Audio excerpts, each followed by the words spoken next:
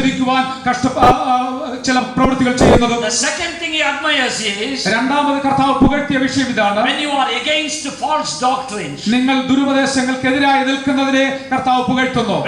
when he says to a church in Ephesus, you didn't allow Nicolaitans, so I am happy with you. എഫെസോസിലെ ദൈവമക്കളോട് പറയുന്നത്, നിങ്ങൾ നിക്കോലാവിയുടെ നടപ്പിനെ എതിർത്തു എന്നുള്ളതിൽ എനിക്ക് വളരെ സന്തോഷമാണ്. What is Nicolaitans?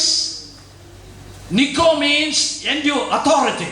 നിക്കോ എന്ന് പറഞ്ഞാൽ അധികാരം എന്നാണ്. Laitans means to the laity, common people. അതെ, ലാവിയർ എന്ന് പറഞ്ഞാൽ സാധാരണ മനുഷ്യർ എന്നാണ്. That is people who exhibit authority over the common people. അതിന്റെ അർത്ഥം വലിയ സാധാരണക്കാരുടെ മേൽ കർത്തൃത്വം നടത്തുന്ന ഒരു കൂട്ടം ജനം. Division between clergy and the ordinary local people, laity. അതെ, പുരോഹിതന്മാരും സാധാരണക്കാരും എന്നുള്ള അവസ്ഥയിൽ God hates that.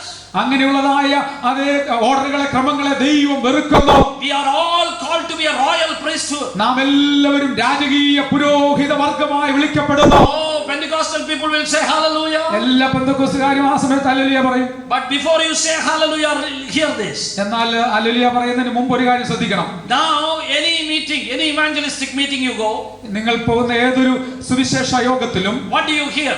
നാം എന്താണ് കേൾക്കുന്നത്? You have a problem? നിങ്ങൾക്കൊരു പ്രശ്നമുണ്ടോ?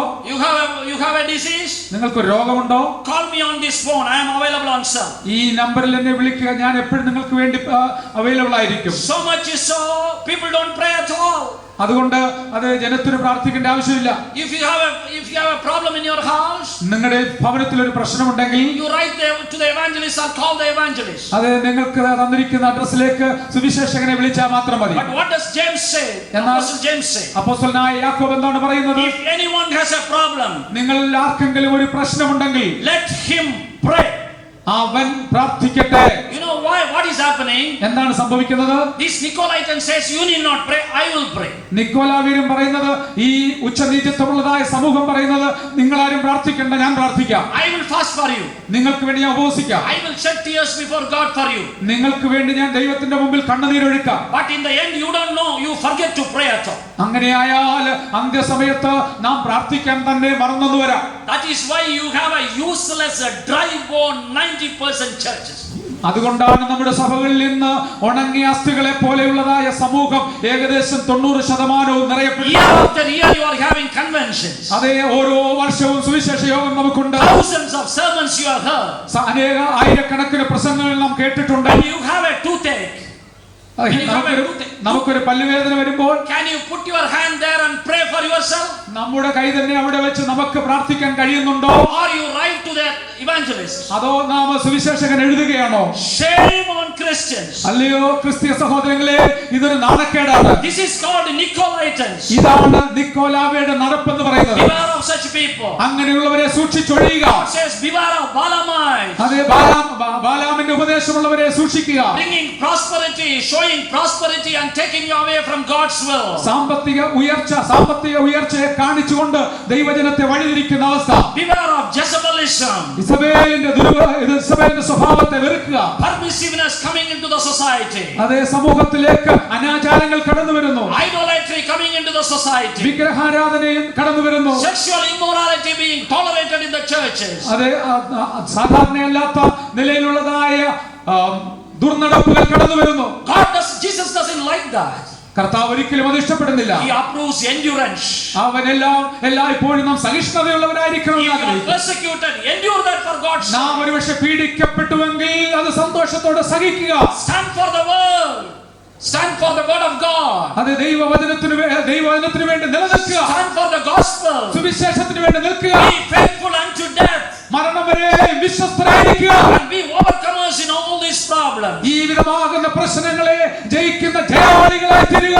And at the end Jesus says, അവസാനമായി യേശു പറഞ്ഞു, to him that overcomer. ജയിക്കുന്നവന്. All the other things are written to the church. ബാക്കി എല്ലാ വിവരണങ്ങളും സഭയ്ക്ക് പൊതുവായിട്ട് എഴുതിയതാണ്. But when the award is being given, എന്നാൽ പ്രതിഫലം വിഭാഗിക്കുന്ന വിഷയം വരുമ്പോൾ to him that overcomer, വ്യക്തികൾക്കാണ്. ജയിക്കുന്നവന്. whatever happens in your church, നിങ്ങളുടെ സഭയിൽ എന്ത് സംഭവിക്കട്ടെ, don't be under the impression that the church, that God will judge as a church as a whole and not individually. ഒരിക്കലും ഇങ്ങനെ ചിന്തിക്കരുത്, ഞങ്ങൾ എല്ലാവരെയും കൂടെ ഒരുമിച്ചായിരിക്കും കർത്താവ് ന്യായം വിധിക്കുന്നതെന്ന്. മറിച്ച് തികച്ചും വ്യക്തിപരമായിട്ടാണ് ന്യായവിധി. To him that overcometh. ജയിക്കുന്നവന് ഞാൻ കൊടുക്കും. Rewards are for individual. Everyone individually has to stand before the judgment seat. ഓരോരുത്തരും ദൈവത്തിന്റെ സന്നിധിയിൽ വ്യക്തിപരമായി തങ്ങളുടെ പ്രവൃത്തിക്ക് അനുസരണമായ പ്രതിഫലം പ്രാപിക്കുവാൻ നിൽക്കേണ്ടതായി വരും. You know, I am going to close in 2 minutes. അത് ഇനിയും 2 മിനിറ്റ് കൂടെ കഴിഞ്ഞ് അവസാനിപ്പിക്കുവാൻ ആഗ്രഹിക്കുന്നു. When you read all these disasters falling on this earth, ഈ ഭൂമിയിൽ സംഭവിക്കുന്ന സംഭവങ്ങളെ കുറിച്ച് നാം വായിച്ചറിയുമ്പോൾ, and you think, oh God, you can do that, you can do this. അല്ലയോ ദൈവമേ, അത് ഇങ്ങനെ സംഭവിക്കുവാൻ നീ അനുവദിക്കുമോ? ഇതിങ്ങനെ സംഭവിക്കുവാൻ നീ അനുവദിക്കുമോ?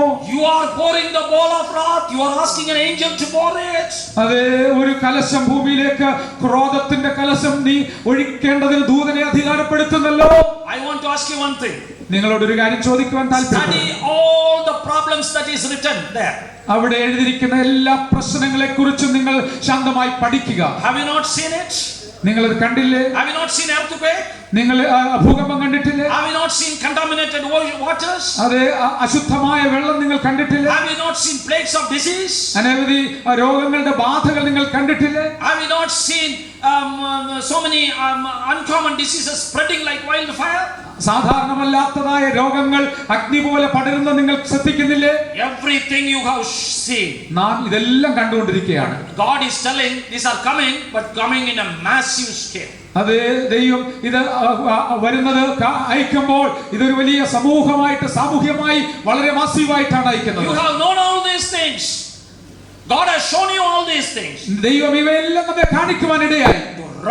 To make you run away from the wrath. ഇതെല്ലാം ദൈവം നമ്മെ കാണിച്ചത് ഇവയിൽ നിന്ന് നാം രക്ഷപ്പെടുവാനായിട്ടാണ്. Once God destroyed the whole world. ഒരിക്കൽ ദൈവം ഈ ഭൂമിയെ മുഴുവൻ നശിപ്പിച്ചു. But Peter says, എന്നാൽ പത്രോസ് പറയുന്നു, after Jesus arose, യേശു വരുമ്പോൾ, he went into the depths of Hades. യേശു വന്നപ്പോൾ അവൻ ആ പാതാളത്തിലേക്ക് ഇറങ്ങിപ്പോകുവാനിടയായി. And preached to the people who lived in the times of Noah. He preached to them. യേശു നോഹയുടെ കാലത്ത് ജീവിച്ചിരുന്നവരുടെ ആത്മാക്കളോട് പ്രസംഗിച്ചു എന്ന് വായിക്കുന്നു. Will the dead people have a second chance? മരിച്ചവർക്ക് ഒരു രണ്ടാം അവസരമുണ്ടോ? Never. ഒരിക്കലുമില്ല. Then why this happened? എന്നാൽ എന്തുകൊണ്ട് ഇങ്ങനെ സംഭവിച്ചു? For one reason. ഒരു കാരണം ഇതാണ്.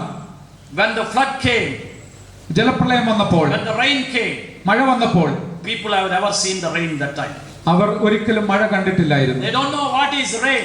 എന്താ മഴയെന്ന് അവർക്ക് അറിയത്തില്ലായിരുന്നു. But the rain came and took them away. അതെ, മഴ വന്ന് അവരെല്ലാവരും ഒഴുക്കിക്കളഞ്ഞു. Noah preached rain is coming. They did not know what it is. Noah മഴ വരുന്നു എന്ന് പ്രസംഗിച്ചപ്പോൾ അവർക്ക് അറിയത്തില്ലായിരുന്നു മഴയെന്ന് പറയുന്നത് എന്താണെന്ന്.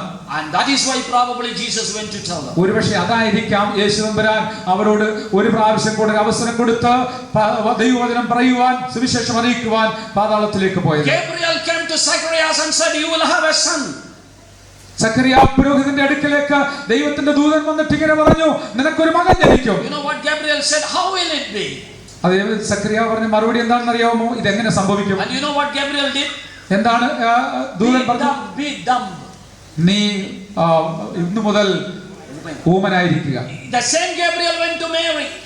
അതേ ഗബ്രിയേൽ ദൂതൻ തന്നെ മേരിയുടെ അടുക്കൽ, മറിയയുടെ അടുക്കൽ, you will have a son. നിനക്കൊരു സപുത്രൻ ജനിക്കും. And Mary asked, how will it be? Mariya ചോദിച്ചു, ഇതെങ്ങനെ സംഭവിക്കുമെന്ന്. And Gabriel said, you are a blessed woman. ആമേൻ. ഗബ്രിയേൽ മറിയോട് പറഞ്ഞു, നീ അനുഗ്രഹിക്കപ്പെട്ടവളാണ്. What is the difference? എന്താണ് ഇതിന്റെ വ്യത്യാസം? What is the difference? Both answered the same thing.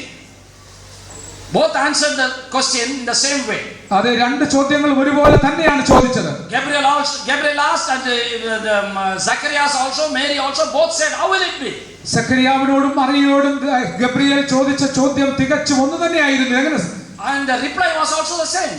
മറുപടിയും ഒന്ന് തന്നെയായിരുന്നു. One was cursed, other was blessed. അതിൽ ഒരുവൻ ശപിക്കപ്പെട്ടു, മറ്റവൾ അനുഗ്രഹിക്കപ്പെട്ടു. എന്തുകൊണ്ട്? Zacharias is an elderly man who knows the scriptures. He must have known about Abraham, who had a son in his old age. സഖറിയാവ് ഒരു വയോധികനായ മനുഷ്യനാണ്. യഹൂദ്യ പാരമ്പര്യങ്ങളെല്ലാം അറിയാവുന്ന, അബ്രഹാമിന്റെ ജീവിതത്തിൽ സംഭവിച്ച സംഭവത്തെക്കുറിച്ച് നന്നായിട്ട് അറിയാവുന്ന ഒരു ദൈവ ശുശ്രൂഷക്കാരനായിരുന്നു. He cannot question God. How will it be? Praise the Lord. അവൻ ഒരിക്കലും ദൈവത്തിന്റെ സർവ്വശക്തിയെ ചോദ്യം ചെയ്യുവാൻ പാടില്ല, കഴിയില്ല. When Mary asked a question, she had a reason, because no virgin has ever given birth to a child. അത് മറിയ ഇതെങ്ങനെ സംഭവിക്കുമെന്ന് ചോദിച്ചപ്പോൾ